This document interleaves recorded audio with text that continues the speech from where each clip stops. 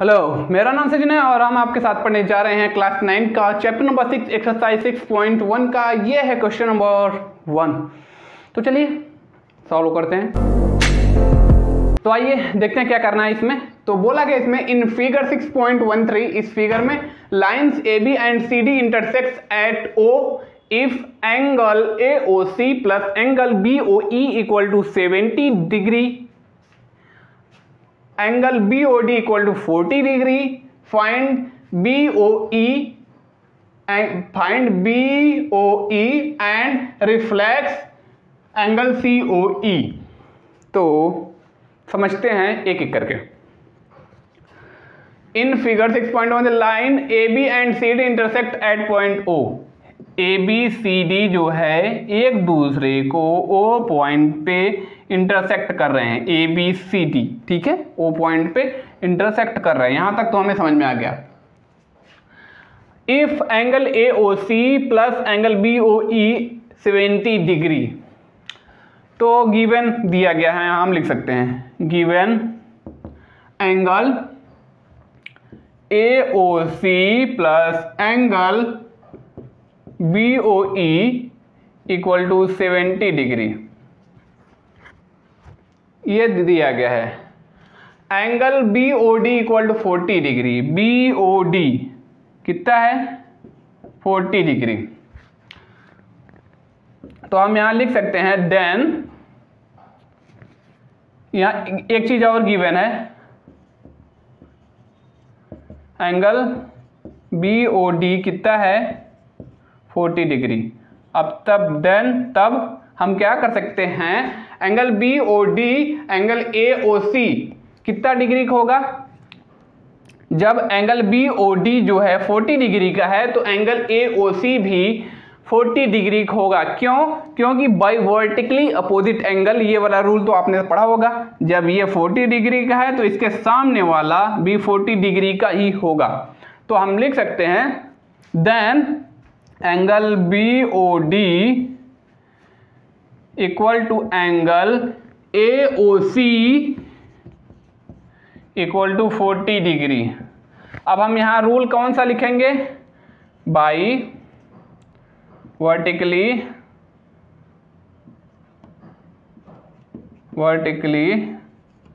Opposite angle, हम पूरा यहां लिख देते हैं।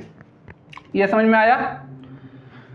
तो एंगल AOC भी कितना डिग्री का होगा 40 डिग्री का, ये हमने लिख दिया। Angle BOD equal to AOC equal to 40 degree by vertically opposite angle, ये जितना होगा इतना ये भी होगा। यहां तक समझ में आया। अब आपने गिवन में दिया गया था angle AOC plus BOE 70 degree, तो हम क्या लिख सकते हैं, ये वाला फ्रॉम क्वेश्चन लिख सकते हैं एंगल AOC पहले से दिया गया है, एंगल AOC है 40 डिग्री प्लस, इसको गलत लिख दिया, इसको पहले बाद में लिखना चाहिए था। Given angle AOC plus angle BOE equal to 70 degree दिया गया है। तो AOC 40 डिग्री है, AOC 40 डिग्री है प्लस BOE हमें नहीं पता, तो एंगल BOE को ऐसे ही रहने देते हैं। टोटल 70 डिग्री इक्वल है, ये तो दिया गया है क्वेश्चन में ही। अब इसको सॉल्व करेंगे, क्या हो जाएगा, तो angle BOE equal to 70 degree minus 40 degree equal to 30 degree. तो angle BOE equal to 30 degree. यहां तक समझ में आ गया। एंगल BOE कितना होगा 30 डिग्री का होगा। यहां तक समझ में आया। तो इसको मिटा के थोड़ा कम कर लेते हैं, क्योंकि बाई शॉर्ट में लिख लेते हैं वर्टिकली अपोजिट एंगल, यहां लिख लेते हैं और इसको ऐसे बना लेते हैं। यहां तक ये भी समझ में आ गया, ये भी समझ में आ गया, ये भी आ गया, ये तो दिया ही था। और इसने क्या बोला है, BOE भी निकल गया। रिफ्लेक्स COE, रिफ्लेक्स भी निकालना है और COE भी निकालना है। कौन सा? COE, ये वाला एंगल हमें फाइंड करना है। कैसे? पहले तो रिफ्लेक्स निकाल लेंगे तब जाके वो पूरा फाइंड कर पाएंगे ना। तो हमें ये वाला एंगल मतलब BOE प्लस BOD प्लस नहीं, पहले इसको निकाल लेंगे तब रिफ्लेक्स निकाल पाएंगे। तो AOD हमें निकालना पड़ेगा। एंगल AOD क्या होगा? एंगल AOD निकालने के लिए सबसे पहले हमें एक तो दिया गया है, BOD दिया गया है, therefore angle BOD plus angle AOD equal to 180 degree. क्यों? क्योंकि ये एक इस लाइन एकदम स्ट्रेट लाइन के ऊपर ये लाइन है, तो एक स्ट्रेट लाइन के ऊपर जो टोटल एंगल बनता है 180 डिग्री का बनता है। तो हम यहाँ लिख सकते हैं बाई लीनियर पेयर, यहाँ लिख सकते हैं। तो एंगल BOD कितना है? एंगल BOD जो है, एंगल BOD अगर 40 डिग्री का है, ये तो हमें पता है, प्लस एंगल AOD हमें नहीं पता है, टोटल 180 डिग्री के बराबर है। ये नहीं पता, ये तो पता है BOD। तो अब इसको सॉल्व करेंगे, क्या हो जाएगा? तो AOD इक्वल टू 180 माइनस 40, तो ये हो जाएगा एंगल AOD इक्वल टू 140। ये हो गया। तो एंगल AOD भी हमें पता चल गया, ये वाला भी 140 डिग्री का।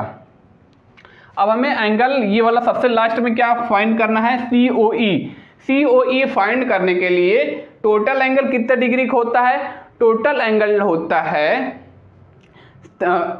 360 डिग्री का एंगल। ठीक है, 360 डिग्री का एंगल, टोटल एंगल 360 डिग्री का होता है। तो ये वाला पूरा एंगल 360 का होगा, तो उसमें से जो आया उसको ऐड करके सब्ट्रैक्ट कर देंगे, तो हमें ये वाला एंगल पता चल जाएगा।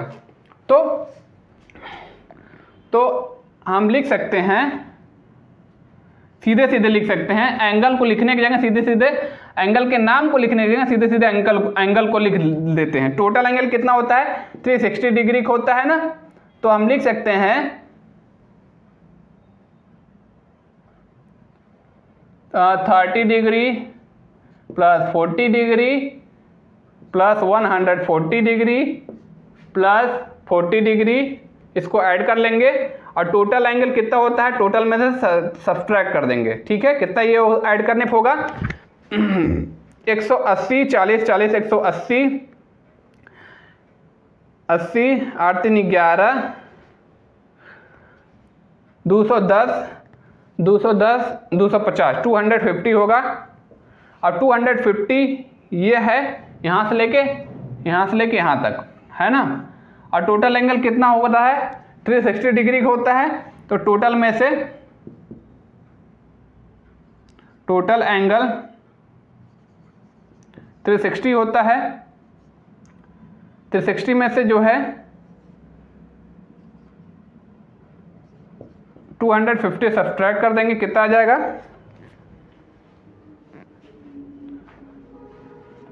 250 सब्ट्रैक्ट। ये रिफ्लेक्स वाला है, ये है रिफ्लेक्स, यह है रिफ्लेक्स एंगल। और हमें COE निकालना है, COE। तो सब्ट्रैक्ट करेंगे, क्या आ जाएगा 360 250 0, 6 में से 5 गया 1, 3 में से 2 गया 1, 110। ठीक है, 110 डिग्री। तो आ जाएगा 110। ये कौन सा है?